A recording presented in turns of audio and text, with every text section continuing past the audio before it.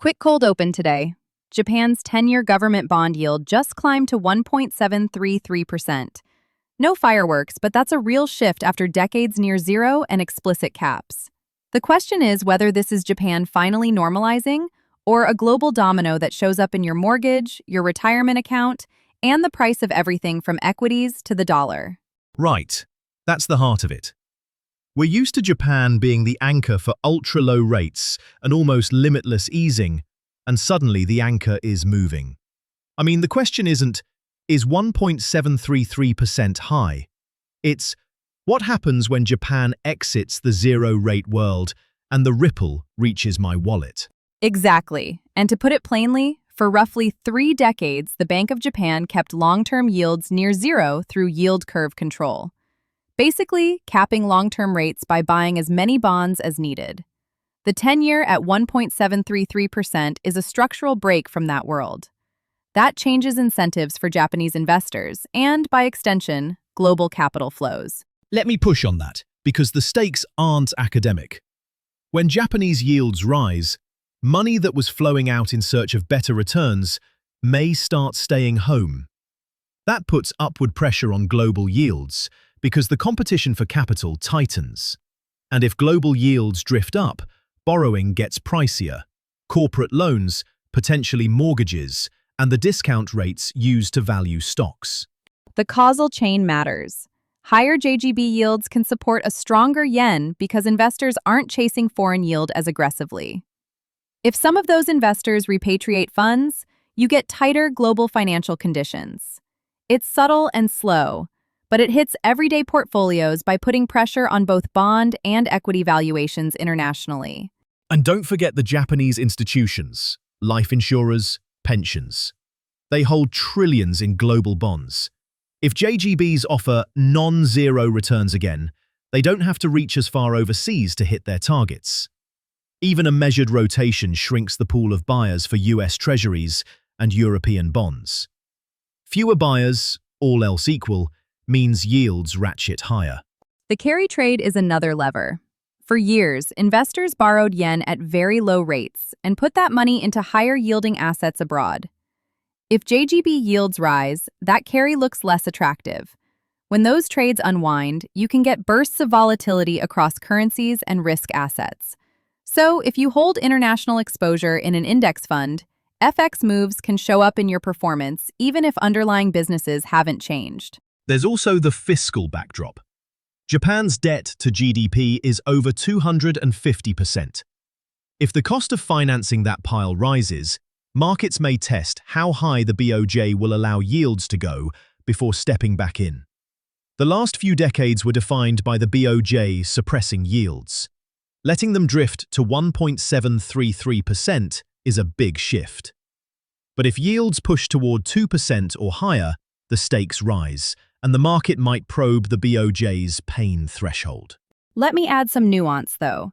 Even at 1.733%, Japanese yields are still low relative to inflation and compared with peers. So part of this is normalization, not crisis. The BOJ still has the biggest balance sheet in the world relative to its economy, and the capacity to intervene. Many investors won't fully challenge them until yields edge toward that 2.0 to 2.25% range. That's fair. This isn't panic, it's a regime transition. And it's been gradual, no spike, no disorderly market. Global markets have been pricing a BOJ normalization path all year. But gradual doesn't mean trivial. It's like turning a supertanker. You don't feel it immediately, but the destination changes. For listeners wondering why this shows up in their mortgage or 401k, think of it this way. The world's largest pools of capital look for the best risk-adjusted returns. If Japan's home market offers a bit more yield, those pools may be less eager to finance the rest of the world at low rates. That nudges global borrowing costs up and makes equity valuations work harder to justify themselves. I'd underscore that with a practical lens. If borrowing costs drift up, companies face a higher hurdle for new projects. That can slow hiring plans or capex. And for households, if benchmark government yields are under upward pressure, it can bleed into mortgages, auto loans, and similar products over time. It's not overnight, but the direction matters. Before we paint it too dark, there is potential upside. If this is orderly normalization, it signals healthier functioning in Japan's markets. A world where yields reflect supply and demand a bit more can be more stable long-term. And a stronger yen, if it materializes, could reduce imported inflation pressures in Japan, giving households there some breathing room. True, but it's a balancing act. If the yen strengthens because yields rise, the carry trade unwind can be messy. You don't need a crisis to feel real effects. A stronger yen can also trim the competitiveness of Japanese exporters, which matters for supply chains and earnings. Not a collapse, but a shift. Let's talk tolerance levels. The idea that markets may not fully challenge the BOJ until something like 2.0 to 2.25% matters. It creates a reference point. Up to that range, investors may read it as the BOJ allowing normalization. Beyond it, they might expect interventions. So if headlines pop up about yields edging closer to 2%, expect more pronounced market reactions. And this is where liquidity meets psychology. Honestly, as long as the move is calm, participants adapt. If yields jump quickly, even if the level is low by global standards, people react to the change, not just the level. Speed matters. Sudden shifts can trigger forced selling or risk reductions in funds that rely on stable relationships. Let me tie that back to equity valuations. Higher risk-free rates, whether in Japan or transmitted to the US and Europe, mean a higher discount rate for future earnings. That compresses multiples. If you hold a broad index, parts of the market that thrived on ultra-low rates may feel more pressure. Earnings don't vanish, but the price investors are willing to pay can change. And remember, if Japanese institutions rotate even a fraction back to JGBs, credit spreads can widen. That's the extra yield companies pay above government bonds. Wider spreads mean higher borrowing costs for businesses. Over time, that can feed into slower wage growth or reduced hiring if companies need to protect margins. The silver lining is the pace. It hasn't been disorderly. A gradual climb gives businesses and households time to adjust. And there's an argument that global markets have already priced in part of this normalization. If so, future moves might be less dramatic, unless we approach that 2% area quickly. There's a fiscal angle we shouldn't gloss over. With debt north of 250% of GDP, every incremental rise in yield adds to the interest bill. If markets perceive that as unsustainable, they test it, pushing yields higher until the BOJ reasserts control. That test, if it happens, could be a volatility event, and volatility tends to hit all risk assets together, which shows up in everyday portfolios. Let me rephrase. We're in one of the most important slow-moving transitions in global macro. It's not loud, but it's consequential. For households, the direct effect is likely higher borrowing costs over time. For savers, higher global yields could eventually improve fixed income returns. And for balanced portfolios, more volatility may be a feature, not a bug, during the adjustment. If we lay out scenarios, one is that yields hover around here, and normalization continues at a measured pace. In that case, the wallet impact is a steady headwind. Slightly higher rates, slightly lower valuation support, but manageable. Another is that yields push toward 2% fairly quickly. Then you could see sharper reactions across FX and risk assets, with borrowing costs moving up more noticeably. There's also the scenario where the BOJ steps back in aggressively, suppressing yields again. That would dampen volatility and could ease pressure on global yields. But it might also revive concerns about distortions. Capital flooded into global assets partly because Japanese yields were pinned. If the pin goes back in, we could return to those search for yield dynamics. Let me ask you this. What's the single clearest indicator listeners should watch to gauge whether this stays orderly? The yield itself or the currency? Good question. The 10-year yield is the scoreboard, but the yen is the pulse. If you see steady yen strength alongside a measured climb in JGB yields, that's consistent with orderly repatriation and normalization. If the yen lurches or yields gap higher, that's a sign the carry trade is unwinding in a disruptive way. Either way, it filters into global rates. And for bond investors, it's also about foreign demand.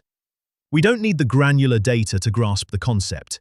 If a big buyer cohort becomes less price insensitive, the marginal price setter changes. That usually means higher yields to attract the next buyer. In the US, in Europe, anywhere competing for that capital. Let's translate that to a household budget. Suppose global yields inch up because JGBs are more attractive. Over time, new mortgages could get a bit more expensive, car loans too. The monthly difference might be modest at first, but across an economy, it changes spending patterns. On the flip side, savers may find better yields on safer assets, which helps retirees relying on fixed income. And for small businesses, the cost of capital is the lifeblood. If loans are a touch pricier, some projects don't pencil out. Maybe that's a postponed expansion or slower inventory growth. It's not catastrophic. It's a tightening of financial conditions at the margin. Another point worth highlighting is expectations. Because markets have partly priced in BOJ normalization this year, the surprise factor is lower. That reduces the odds of knee-jerk reactions to incremental increases. It also means the next surprises may come only if the yield makes a run at that 2% area or if BOJ policy signaling shifts. I'll add a caveat. Sometimes what hurts markets isn't the thing itself, but the crowded trades built on the old regime. The carry trade is a classic. If too many people are leaning the same way, borrowing yen to buy higher yield assets, the exit can be narrow. Here's the tricky part. That's how you get volatility spikes, even when the underlying story is gradual. It's like everyone leaving a theater through the same door at once. Not because there's a fire, but because the movie ended and the exits are small. No panic, just congestion. And in markets, that congestion shows up as price swings. Let me push on equity valuations one more time. If global yields now have a slightly higher floor because Japan isn't exporting as much capital, multiples that thrived in an ultra-low-rate world may face persistent pressure. Earnings resilience can offset that, but it has to. Price alone may not do the heavy lifting. That's fair. The flip side is that higher yields reintroduce balance to portfolios. Years of extremely low rates pulled capital into equities by default. If fixed income becomes more competitive, diversified portfolios can meet return targets with less reliance on equity risk.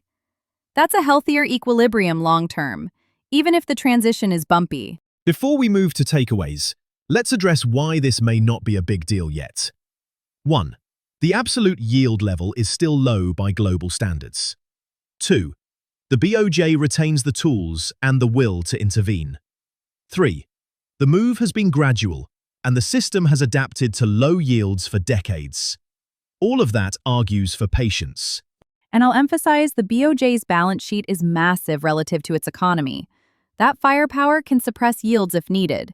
The market may not fully test them until yields approach 2.0 to 2.25%. So between 1.7% and 2%, we may be in a prove-it zone. Normalization continues unless something breaks. Which brings us back to wallets. The baseline is a slow grind, incrementally higher rates, mild valuation pressure, and occasional FX-induced volatility.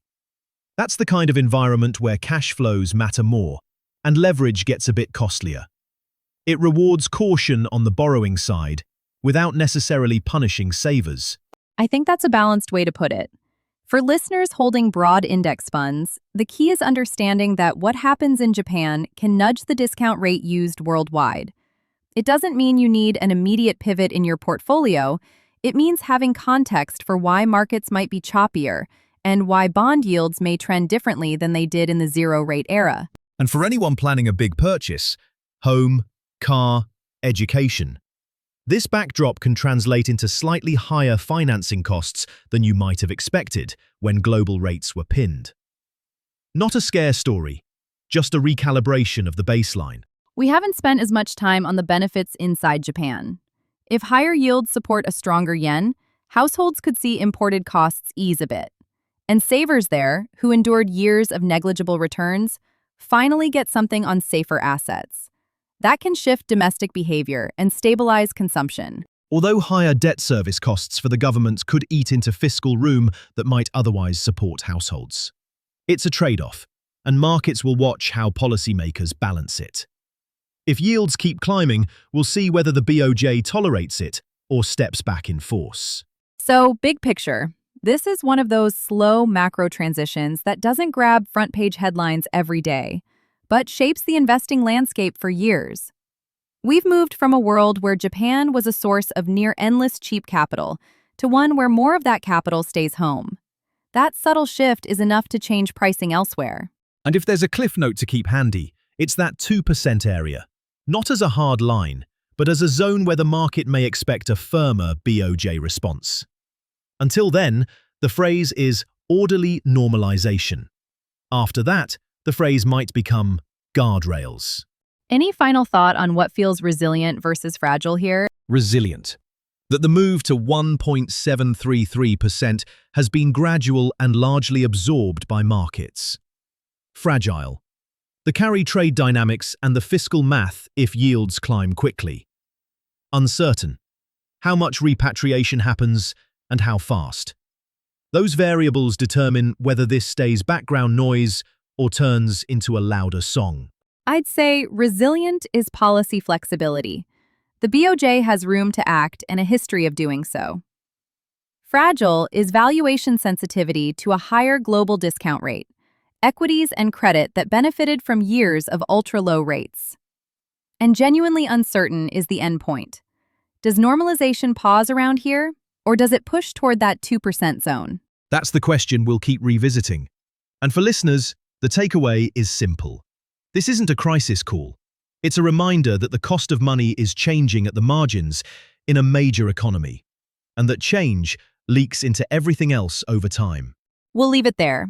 Keep an eye on that 10-year JGB and the yen. They're telling a quiet but important story. Disclaimer. This conversation is an informational synthesis of recent data and does not constitute investment, legal, tax, or financial advice.